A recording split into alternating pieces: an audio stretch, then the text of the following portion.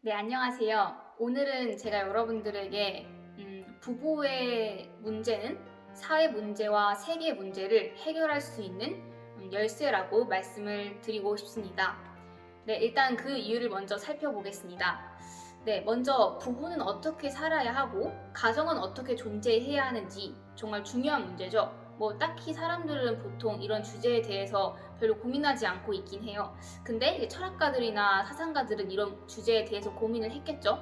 그리고 실생활적으로도 모든 사람은 어떻게 보면 결혼을 하고 싶어 하고 아름다운 가족을 만들고 싶어 하잖아요. 저의 꿈도 두 가지가 있는데 첫 번째는 정말 아름다운 가족을 만들기 위해서 먼저 훌륭한 남편을 모시는 훌륭한 그 아내가 되고, 두 번째는 이제 훌륭한 어머니가 되어서 이제 아이들을 잘 키우고 교육하는 겁니다. 그런데 이제 우리가 세상을 봤을 때 뭐 동물도 식물도 광물도 모두 그 양음의 결합에 의해서 존재하고 번식하니다. 양음이라는 건 양은 남자를 말하고 음은 여자를 의미하는데, 그래서 우리가 동물을 보든 뭐 식물을 보든 다 이렇게 그 암컷 수컷 뭐 여자 남자 이렇게 되어 있잖아요. 그것도 참 신기하다는 거죠. 그런데 만물이 이러하기 때문에 인간의 양음의 결합, 즉 부부의 결합도 단순한 그런 남녀의 육체적 결합으로만 보기 쉽습니다. 하지만 그렇게 보는 거는 그냥 부부를 생물학적인 관점에서만 보는 거잖아요. 하지만 부부는 그걸 넘어서고 있습니다. 만약에 생물학적으로만 이렇게 부부를 바라보게 된다면 오늘날 막 보통 사람들이 남녀가 결혼해도 이혼을 되게 쉽게 하잖아요. 어떤 사람들은 뭐 일주일 결혼하고 뭐 이혼을 하기도 하고 이혼을 정말 밥 먹듯이 그렇게 쉽게 하는 경우가 많은데, 그래서 결혼의 신성성이나 영원성은 상실되기 쉽습니다. 그런데 본래의 부부가 어떤 부부일까 생각을 해보면은, 그래서 지금까지 남자와 여자가 왜 존재했고 결혼을 왜 하는 건지 문제에 대해 지금까지 참여 해답이 없었습니다. 이 통계 자료 같은 게 있는데 사람들이 결혼을 하는 이유를 물어봤거든요. 근데 결혼을 하는 이유를 물어봤을 때 그 답변이,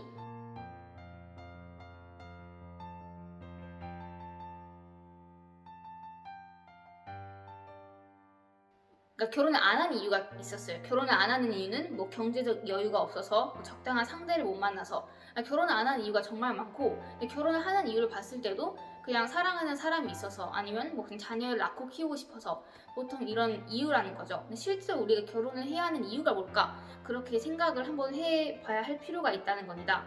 결혼을 할 필요가 없다고 생각하는 사람이 많아서 그냥 결혼을 안 하고 그냥 연애만 하면서, 또는 그냥 아예 독신 생활로 이렇게 살아가는 사람이 많다는 거죠.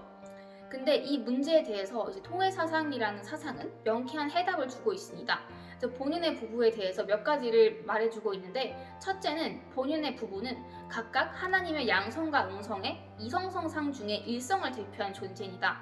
무슨 뜻이냐면은 하나님은 이성성상으로 되어 있다는 게, 하나님은 이제 아버지적 성격도 있고 어머니적 성격도 있어요. 그렇다고 하나님이 어머니 아버지가 동시에 된다는 건, 하나님은 아버지의 주체에 있지만 하나님은 두 가지 성격을 갖고 있기 때문에 여자와 남자를 창조할 수 있었던 거예요. 만약에 하나님이 여성적 그런 성격이 없었다면 하나님은 여자를 창조하지 못했어요. 왜냐면 우리가 무언가를 창조할 때는 우리 안에 있는 무언가를 하는 거죠. 그래서 우리가 뭔가를 창조할 때도 그 창조하는 것이 우리를 닮는다고 하잖아요. 그래서 그것이 바로 그것 때문인 거죠. 그래서 부부의 결합은 양성 음성을 지닌 하나님의 현현을 의미합니다. 그래서 하나님은 이성 성상이 있는데 하나님의 그 음성을 대표하는 게 여자이고 하나님의 양성을 대표하는 게 남자라는 거죠. 그래서 남성과 여성이 결합한다는 건 하나님의 이성 성상이 결합한다는 것으로서 그런 뜻을 가지고 있습니다. 그래서 부부가 이제 하나님을 중심으로 이제 횡적으로 서로 사랑을 하면 하나님의 종적인 사랑에 거기에 임해서 사랑의 상승작용에 의한 생명 창조가 이루어지는 겁니다. 그리고 둘째로 본연의 부부의 결합은 하나님의 창조 과정이 최후의 단계이기 때문에 그건 바로 우주 창조의 완료를 의미하는 건데요. 하나님께서는 우주를 창조하셨을 때 인간을 가장 마지막에 창조했잖아요. 근데 하나님은 인간을 가장 먼저 그러니까 하나님은 인간을 머릿속에 가장 먼저 창조하고 싶다는 생각을 가지고 있었어요.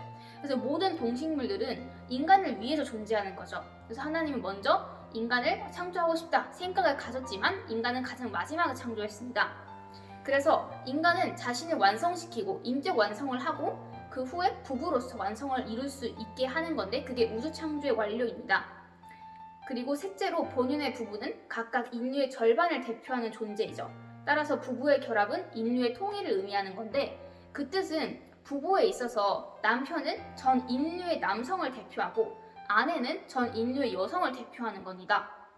그래서 만약에 오늘날 세계의 인구가 한 80억이라고 친다면 각각 40억을 대표한 가치를 지니고 있는 게 바로 그 남편이고 그 아내인 거죠. 그래서 이제 우리가 모든 사람을 하루 동안 다 만날 수는 없잖아요. 사람이 너무 많으니까. 하지만 나의 남편을 사랑한다는 건 이 세상에 있는 모든 남성들을 대표한 사람으로서 사랑한다는 거죠. 그러니까 사랑하는 마음을 갖는다는 거죠. 그리고 여성도 그 반대이고. 그래서 그런 의미를 가지고 있고 넷째로 본인의 부부는 각각 가정의 절반을 대표하는 존재이기 때문에 부부가 결합하는 건 가정의 완성을 의미합니다. 요즘 사람들은 가정이라는 거는 가정 형태를 깨버리고 있어요.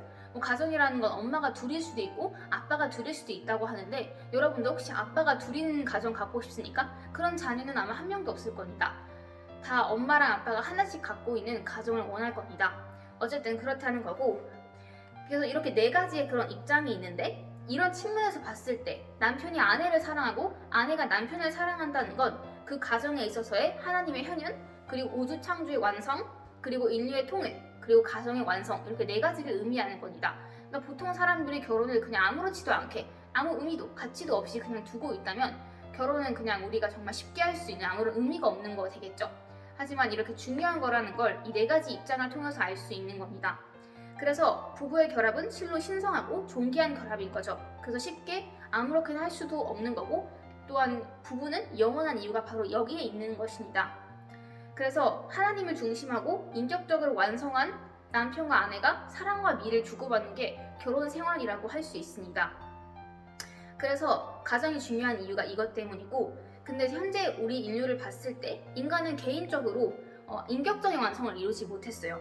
그래서 미완성한 사람들이 결혼을 하는데 자기 자신도 완성하지 못했는데 인격이 완성하지 않았는데 성숙하지 않았는데 다른 사람이랑 결혼 생활을 하면서 조화롭게 살아가야 되니까 문제가 많이 생기고 이혼을 하고 여러 가지 문제가 생기는 겁니다. 그래서 우리는 결혼을 하기 전에 우리의 모든 삶은 결혼을 위해 준비한다고 할 수 있습니다. 그 뜻은 우리가 결혼하기 전에 20살 결혼한다 치면은 20년 동안은 우리가 결혼을 할 수 있도록 모든 사람을 사랑하는 방법을 배우고 정말 그런 과정을 거치는 거죠. 그래서 오늘날 가정 문제나 사회 문제가 심각하게 대두되고 있는 것은 부부의 모습이 모두 본래의 모습이 아니라는 데 그 원인이 있죠. 왜냐면 모든 것은 가정부터 시작합니다. 가정에서 가정이 모이는 것이 이제 국가가 되고 국가가 모인 것이 세계가 되는 거니까요. 그런 식으로 가정이 기본이라는 겁니다. 근데 가정과 사회가 어지러워졌고 국가와 세계가 혼란에 빠지게 된 이유가 가정이 혼란스럽기 때문입니다. 따라서 부부가 서로 조화를 이루어서 하나가 된다는 건 바로 세계의 통일과 직결되는 정말 가장 중요한 문제라고 할 수 있습니다.